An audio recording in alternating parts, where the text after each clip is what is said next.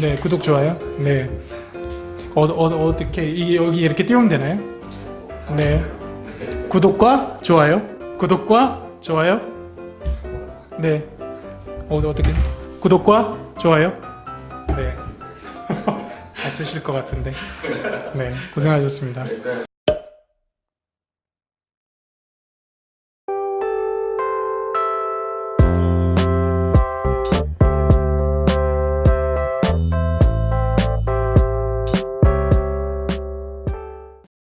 네, 안녕하세요. 윤준원입니다. 영상을 오래 기다리셨죠? 제가 첫 영상을 올리고 나서 두 번째 영상을 올리기까지 시간이 좀 걸렸는데 강의를 끝내느라 좀 여러분들을 늦게 만나게 됐습니다. 하지만 앞으로는 여러분들이 이제 피셋 공부하면서 궁금해하시는 점들을 좀 빠르게 해결해 드릴 수 있도록 영상을 좀 자주 올리도록 할 테니까 많이 지켜봐 주시면 감사하겠습니다. 오늘 한번 이야기해 볼 주제는요, 피셋 스터디를 하는 것이 과연 도움이 될까라는 부분인데요. 요즘 피셋을 공부하는 수험생들이 좀 많아지고 있는데, 특히 방학을 맞아서 피셋을 조금 더 체계적으로 공부해 보려는 학생들이 늘어나고 있습니다. 그런데 이 학생들이 궁금해하는 것 중에 하나가 피셋은 스터디를 하는 게 도움이 될까? 혹은 도움이 되지 않고 시간 낭비만 되는 게 아닐까? 이런 부분들을 저한테 많이 질문하시는데요.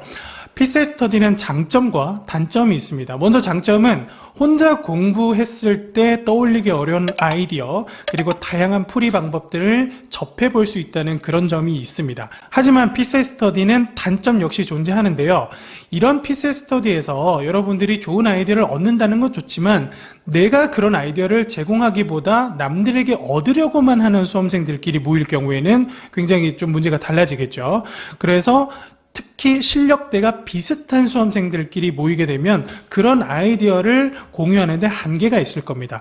또한 여러분들이 적극적으로 스터디에 참여하는 것이 아니라 남들이 나한테 그런 아이디어를 제공해 주기만을 기다리는 수동적인 태도로 임할 경우에는 그 스터디 역시 결과가 굉장히 좋다고 보기는 어렵겠죠. 자, 따라서 정리를 해보면 피셋 스터디는 혼자 공부하면서는 얻기 힘든 다양한 아이디어나 효율적인 풀이 방법을 내가 받아들일 수 있다는 그런 새로운 기회가 될 수 있습니다.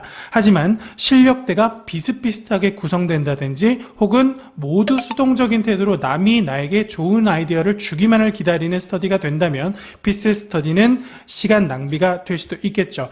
그래서 피셋 스터디를 할지 말지 고민이 되시는 분들이라면 좀 다양한 실력대로 구성할 수 있는 스터디가 마련될 수 있는지 첫 번째 고민을 해보시고요. 그리고 두 번째, 남들이 나에게 좋은 아이디어를 제공해주기만을 기다리기보다는 스스로 분석하고 연구해서 좀 더 좋은 아이디어를 여러분들이 생각해내시고 그것들을 다른 사람과 적극적으로 공유하려는 그런 태도를 가지신다면 피셋 스터디는 아주 좋은 공부 수단이 될 수가 있습니다. 자, 그러면 피셋 스터디를 하기로 여러분들이 결정을 했다면 과연 스터디에서는 어떤 것들을 해야 될까 고민이 좀 되실 텐데요. 피셋에서 합격한, 그리고 고득점으로 합격한 합격자들이 공통적으로 이야기하는 것은 바로 기출분석의 중요성입니다. 그러면 기출분석이 중요하다는 말은 정말 많이 들어보셨을 거예요. 하지만 기출분석이라는 걸 어떻게 해야 될지는 좀 우리가 쉽게 알기는 어렵습니다. 자, 그래서 저는 이제 여러분들에게 기출분석을 할 때 어떤 기준을 세우고 기출분석을 하시면 도움이 될지 한번 말씀을 드려볼 텐데요. 첫 번째로 우리가 기출분석을 할 때는 출제 의도와 그에 따른 문제의 출제 구조를 파악하는 게 중요합니다.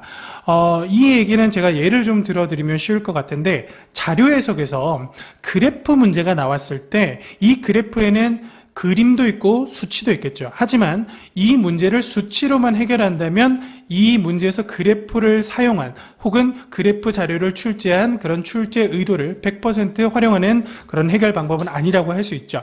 그래서 우리가 그래프의 시각적인 포인트를 활용해서 문제를 푸는 것, 바로 이러한 포인트들이 출제 의도라고 할 수 있죠.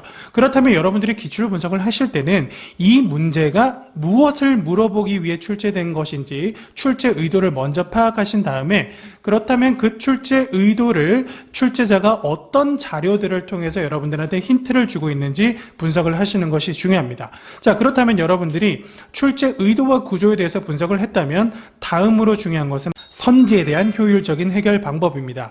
문제가 무엇을 물어보고 싶은지 이해를 했다면 이제는 여러분들이 아래에 주어진 선지의 OX, 즉 정오 판단을 하시는 것이 바로 이 문제의 정답을 맞히기 위한 마지막 단계가 되겠죠. 하지만 이러한 선지를 풀이하는 효율적인 해결 방법을 알아야만 주어진 시간 내에 모든 문제 혹은 많은 문제를 빠르게 해결하고 고득점을 얻을 수가 있겠죠. 예를 들어 본다면 자료 해석에서 분수 비교가 주어졌을 때 이 분수가 25%를 기준으로 어떻게 될 건지 물어보는 그런 문제들이 있습니다. 그러면 여러분들은 이 문제를 어떻게 푸시나요?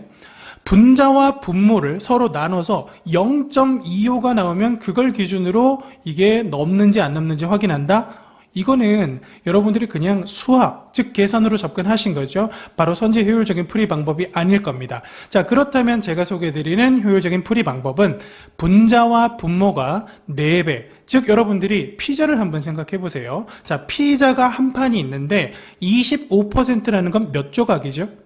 그렇죠. 4분의 1조각이죠. 그렇다면 분자와 분모가 4배의 관계를 가지는지 물어보는 것이 바로 자료 해석에서 25%의 선지를 푸는 효율적인 풀이 방법이 될 겁니다.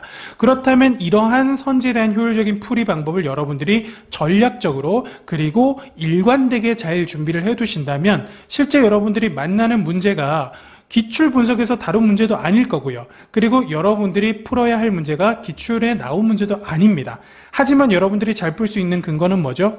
결국 자료 해석뿐만 아니라 필셋에서 물어보는 선지의 기초적인 출제 원리는 동일하다는 것, 그리고 거기에 따른 선지를 효율적으로 해결하는 풀이 방법 또한 동일하다는 겁니다.